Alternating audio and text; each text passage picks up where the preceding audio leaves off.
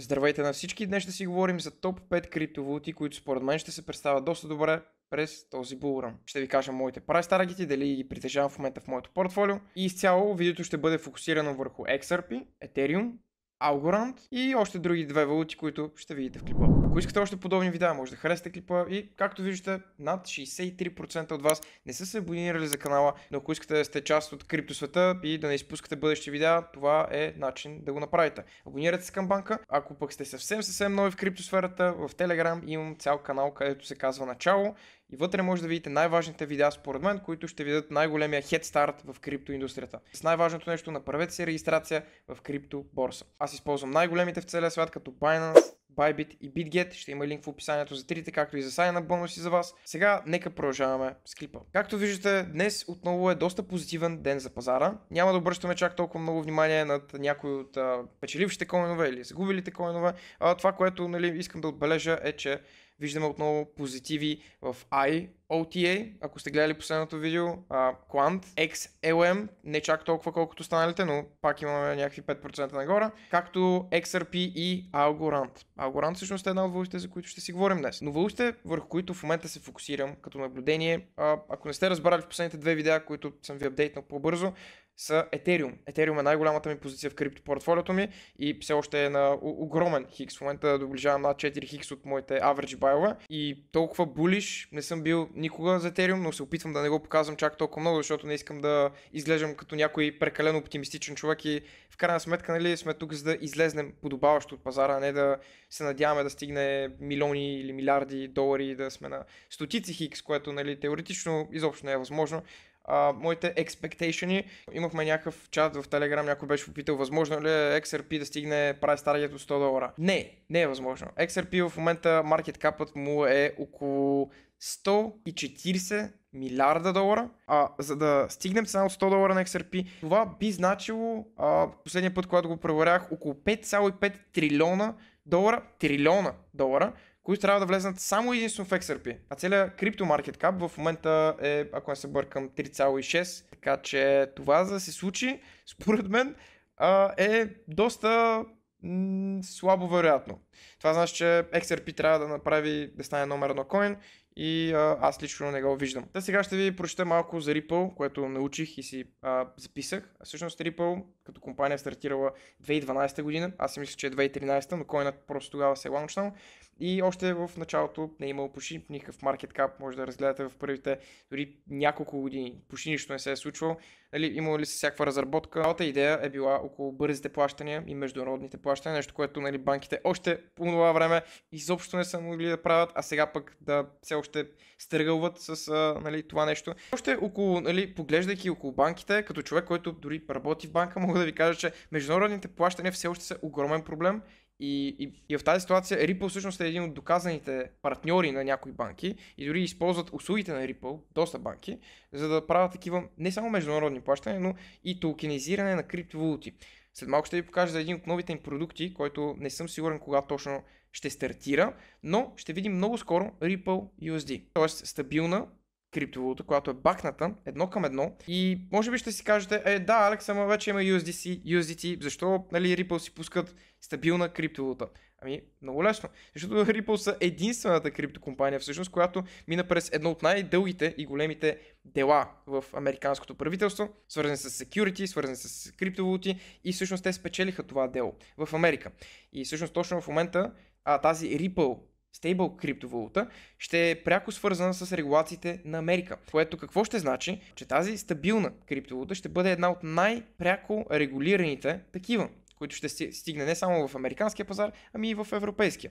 Защото ако сте запознати или следите какво се случва с Мика регулацията, която направо разби Европа, свързана с стабилните криптовалути, да не изкачам в подробности, ще става още по-зле.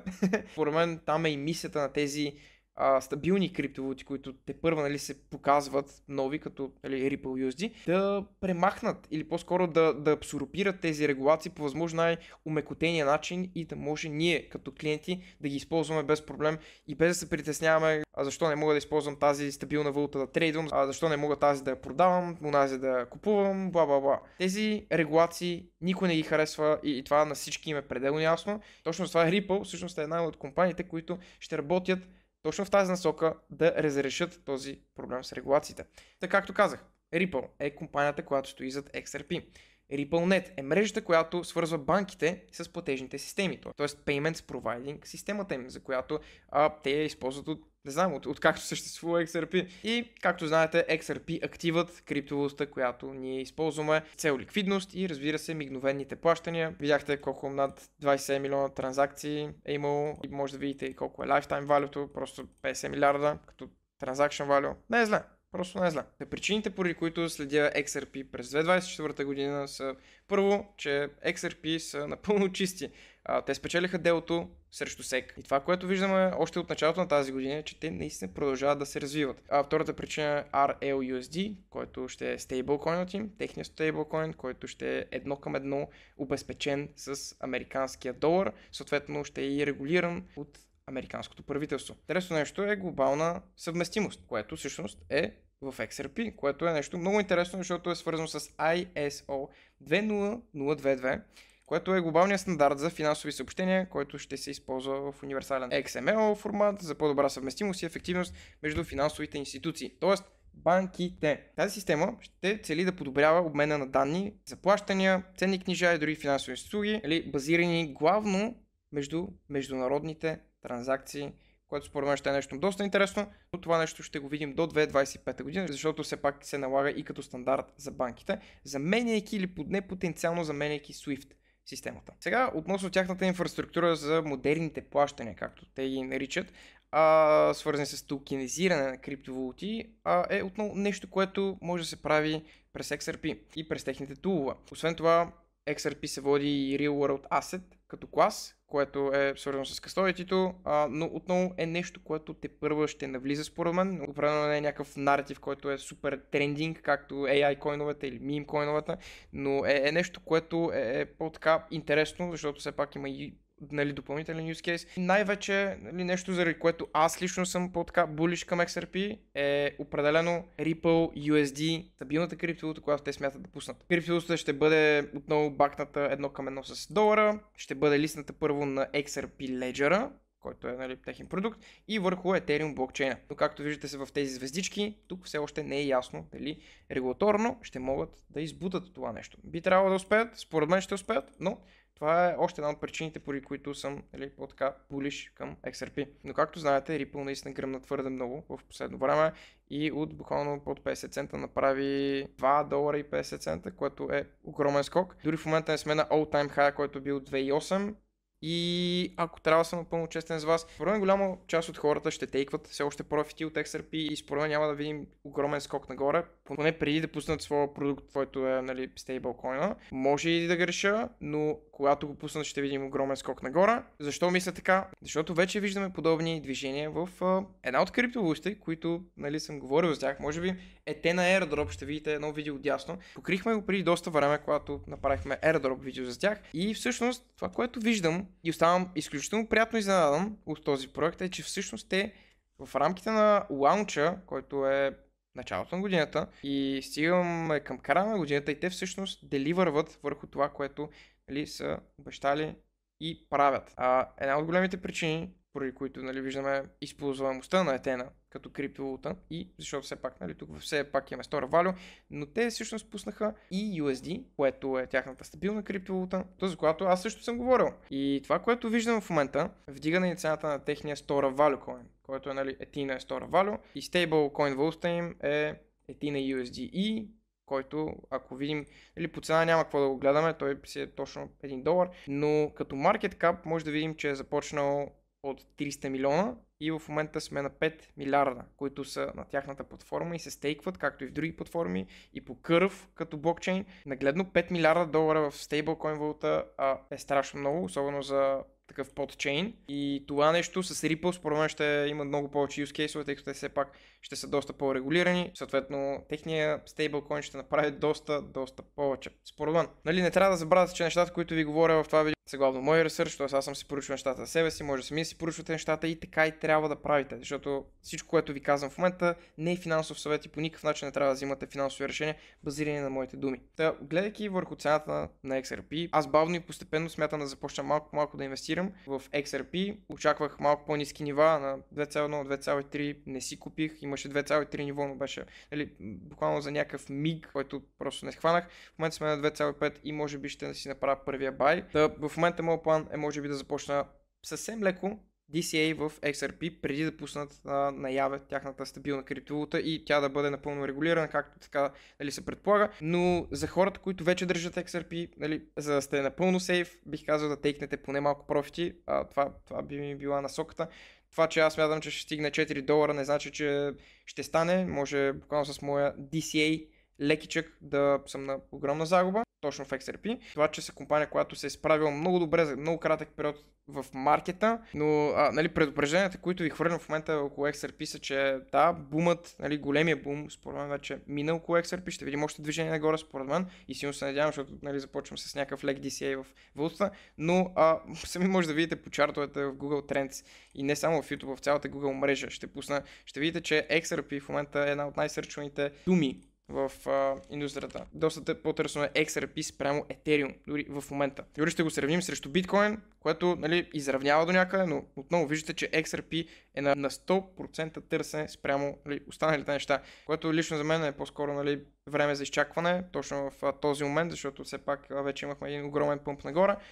Една от следващите валути, които всъщност в едно от предишните видеа споделих един цял лист с криптовалути, които са по-така пряко обвързани на администрацията на Тръмп, която беше да се елиминира capital gain, т.е. tax capital gain, което би значило, че ако направите профит от тази криптовалута, няма да платите данък, което на американски криптовалути бях изкарал цял лист в предишното видео, където говорих за някои от валутите и бях споделил, че за Algorand изглеждаше, че е доста нагоре, но не съм направил достатъчно ресърч, че да инвестирам в тази криптовалута. Това, което бях направил, просто си изравних между другото H-bar позицията, защото не беше на някакъв огромен плюс и също така наблюдавах главно XRP. XRP, ето, казах ви в момента какъв ми е план за XRP. Съвсем бавно и спокойно започвам с някакъв съвсем лекичък, с много малки суми. Dollar Cost Average в следващите няколко седмици, преди да пуснат техния стейблкоин. Ако не успеят да го пуснат този булрън, няма проблем. Ще изчакам до следващия, защото смятам, че ще се представи доста добре в дългосрочен план. Относно Algorand, според мен ще се представя доста добре този булрън. Точно така, чухте ме. Миналия булрън са се представили на около $2, гледайки дори маркет капа около 12 милиарда, в момента сме на 4 милиарда. Според мен без проблем ще минем това ниво, не чисто психологически, но по-скоро чисто около листване и около интерес около тази криптовалута. Първо, защото е една от валутите в листата, която ви прочетох в миналото видео за американските криптовалути. И второ, защото всъщност има всичките плюсове, които бих гледал, когато инвестирам в криптовалути, например, къде са листнати. И това, което виждам има ги на американския пазар, логично, една от американските валути. Има в Binance, както и в доста други по-малки екшенджове, но нещо, което не забелязах да има е достъп до Robinhood. Но както знаете, доста от американците използват Robinhood, дори за инвестиране в крипто. Robinhood е една от най-големите инвестиционни платформи за акции и за всякакви други различни активи в Америка. Съответно има супер много хора, които бих казал, че имат интерес да използват Robinhood пред Coinbase в Америка за подобни криптовалути. И тъй като в Robinhood листата на криптовалути е изключително лимитирана като активи изобщо, едно листване потенциално на Algorand, според мен, в тази година би дръпнал цената още нагоре, особено ако продължат да правят това, което в момента правят, а то е да се справят добре. Бих казал, че Algorand е една от валутите, в които в момента си взимам позиция, макар че отново сме на 50 цента. Определено не е идеален момент, но е момент, в който предпочитам да си взема, отколкото да изпусна. Друга криптовалута, в която ви казах, че обмислях да си намаля позицията, но така и не го направих, всъщност е SUI. SUI очудващо се представят като едни от най-бързите криптовалути и то под начин на транзакции. Тоест, тяхната система всъщност предлага възможно най-бързите транзакции в секунда, което е 297 000 транзакции в секунда. Което, ако човек по принцип се замисли, както виждате отдясно ги сравняват с Solana, с AVAX, с Ethereum, Но проблемът според мен, който е в, нали, не само тяхното представяне, че са най-бързата крипто система, е по-скоро проблемът идва от там, че все още не сме видяли чак толкова глобален use case, на чак толкова много транзакции в секунда, че да видим изобщо дали това е така и дали изобщо има смисъл чак толкова много, нали, бързи транзакции. Защото on average, ако вашата криптовалута, нали, не вашата, например Solana, Ethereum, дори Aptos, ако искате, но някои от тези валути, които AVAX също, над 10 000 транзакции на секунда, Solana също, мисля, че са над 10 000 транзакции на секунда. Това са, нали, валути, които позволяват оптималното като транзакции в секунда, в смисъл просто няма чак толкова много стотици хиляди транзакции в секунда, че има някакъв чак толкова огромен бенефит от възможността да имате най-бързите транзакции на тяхната екосистема. Но това, което аз все още забелязвам спрямо интереса и спрямо хората, които използват тези две екосистеми, SUI срещу Solana, например, е, че все още не виждам някакви огромни движения на валути, които са под екосистемата на SUI. В смисъл, никъде не съм видял, да кажем, SUI мемкоинове или нещо от този род. Повечето DGen-ове, които използват мемкоиновете или купуват мемкоинове, са отново в pumpfund.com, примерно, в Radium си играят с Solana и в, нали, супер много други платформи, отново с Solana нетворка.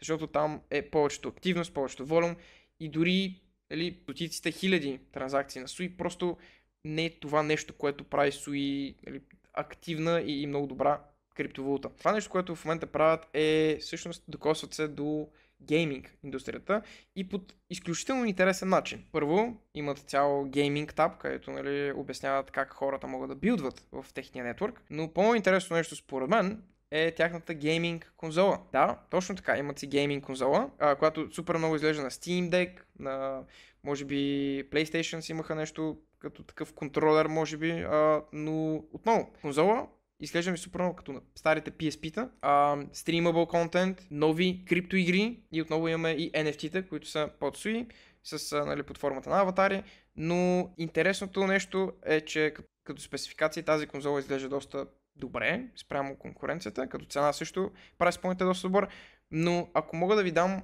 нещо като насока, какво може би представлявало това, е нещо като Solana телефонът. Преди време Solana пуснаха телефон и пуснаха заедно с телефона AirDrop. Точно така, знаете, че аз също, нали, следя AirDrop постоянно и това ще е нещо, което ще предлага AirDrop за игрите, които ще могат да се играят вътре. Кога ще е възможно да си получите подобно устройство, най-вероятно около 2025 година, след като изобщо бъде пуснато. В момента е единствено и само на преордър и ако трябва да съм напълно честен, се чудя дали да си го взема. Първо, защото, нали, играя игри, и второ, защото ще има някакви airdrop, нали, част от игрите, които, нали, са партнирани с тях и изглеждат като доста добри, които, нали, бих играл, може би, особено за airdrop. Но отново, ако искате вече съм си поръчал един криптотелефон, който пътува сам, ако искате да си взема и тази джунджурика и да я разгледаме, защо пък не, напишете ми долу в коментарите, ако се надъхам, може да хвърля едни $600, защо не? Не само за койната имам и направо и за тяхната конзола. Това не мисля, че ще е най-голямото откритие на SUI, с което ще пробият индустрията, по никакъв начин не казвам това, но това, което се случва в момента е, че те се партнират с изключително много крипто игри, които искат да се борднат на тяхната първа изгряваща конзола, което, нали, директно ви хвърлям към airdrop системата, за да могат да пуснат airdrop и да изобщо направят някакво партньорство. Част от койновете отиват в SUI, което за Web3 и Web2 индустрията значи само едно и единствено нещо. SUI ще се качва нагоре. Ако искате нещо като алтернатива, която, нали, съм разглеждал преди в канала, и аз имам и двете криптовалути и според мен Aptos в момента е доста сходен наратив като SUI и предлага нещо изключително сходно, не говорим за конзолата, говорим за всички останали функции. Те всъщност и са една от криптовалутите, които аз също притежавам, както SUI, така и Aptos, и според мен и двете ще се представят доста добре тази година. Разликата, че market cap на Aptos е почти 2 пъти по-малък, но отново доста сходни криптовалути според мен, с идеята, че SUI е, нали, очевидно валутата, която води в това малко състезание. Най-много нови проекти те първо ще изгряват там, нали, няма да видим някакво партньорство между SUI и Microsoft или SUI и Google или нещо подобно, както видяхме при Solana, но може би сме на правилните стъпки. Все още не съм си разчистил позицията, тя взе, че стана малко по-голяма, отколкото очаквах. И SUI е една от валутите, които като price prediction, нали, бих започнал да продавам на market cap около може би 35-45 милиарда и евентуално ще си остава поне малко да си държа за, нали, по-нагоре, ако евентуално това стане една от, нали, истинските огромни big cap коинове в топ 5, да кажем. И още една от причините, поради които все още не съм си продал SUI токена, е всъщност, че тя не е листната в Coinbase. Листната е в Coinbase Exchange, но не е в Coinbase. Нито пък в Robinhood, нито пък в американските борси, което поне според мен, както и в доста други, свързани с алткоина, по-малки борси, което според мен също е един доста добър фактор за тази валута. Така че да, все още съм булиш за SUI.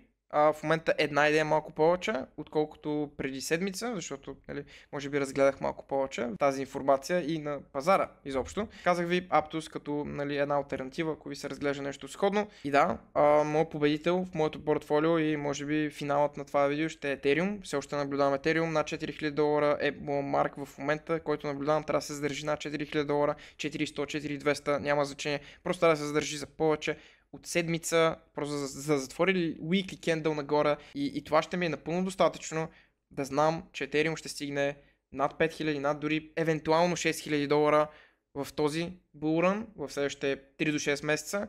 Спрямо всички други криптовалути изглежда, че Ethereum наистина спи и имаше, както ви показах в предишното видео спрямо Solana, доста sell pressure в Ethereum спрямо Solana, където имаше buy pressure. Чисто исторически погледнато, изглежда, че Ethereum ще гръмне.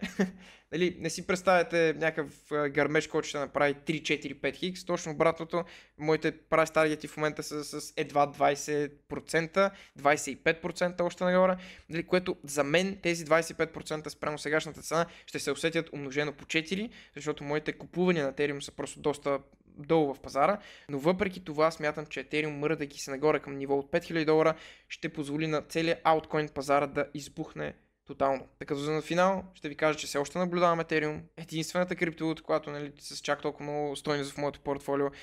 Да, другите имам повече 2, 3, 4 хикс, 5 хикс дори имам доста криптовалути, като SUI, като Phantom в момента прави над 4 хикс в моето портфолио, но въпреки това моето внимание е изцяло и фокусирано върху Ethereum. Но валутите, които в момента си купувам, са съвсем малко XRP, DCA. Казвам DCA, защото цената на XRP в момента е на едно много опасно ниво, където повечето хора според мен просто гледат за по-добри и повече проекти с повече потенциал за развитие в този булран или по-скоро в този ауткоин сезон. Така, ако искате да го наречете. Просто парите от XRP, профитите от XRP влизат на други места. И точно това е причината, поради която аз смятам да започна DCA малко и постепенно нагоре. Другата криптовалута, която в момента си купувам с малко по-голям ордер, е Algorand, защото смятам, че трябва да присъства задължително в моето портфолио в момента, в този булран, защото нямам Algorand, спрямо други такива американски криптовалути, за които сме си говорили в последното видео. За SUI няма да си продам позицията, докато не стигнем market cap над 35 милиарда, евентуално, или пък може да е малко по-рано, нямам представа, просто изглежда, че се подготвя доста солидно да стъпят 2025 година на пазара. Aptos ви го дадох като алтернатива на SUI, защото смятам, че е доста добра валута и все още имам някаква миниатюрна позиция там, но Ethereum е и валута, която в момента наблюдавам и ще наблюдавам за напред, докато не стигнем по-високите нива, в които ще има на къде да мърдаме към по-долни ауткоин валути, към може би отново мим коинове, но отново цялото внимание ми е насочено тук. Надявам се видеото да ви е било интересно, полезно, най-вече казвам ви в момента аз какво правя, ще ви апдейтвам горе-долу във всички следващи видеа какво и как се представят моите позиции, които те първа пускам на пазара, защото ако гледате малко по-редовно видеята, ще видите, че никъде не крия. Най-лошият перформер в това портфолио и в целия ми булран е тия. Все още някой беше казал, че се крие и не казвам. Се казвам във всеки един път, когато стигна до портфолиото си. Това не е тайна информация. Тията ми е на над 50% надолу. Сумата не е огромна, просто не е и много малка. Но да, факт, тия ми е на загуба. Но за сметка на това всичките ми други криптовалути, които съм инвестирал, са на толкова голям плюс, че ако потърсим тия в моето портфолио, ще видите, че дори е под Polygon.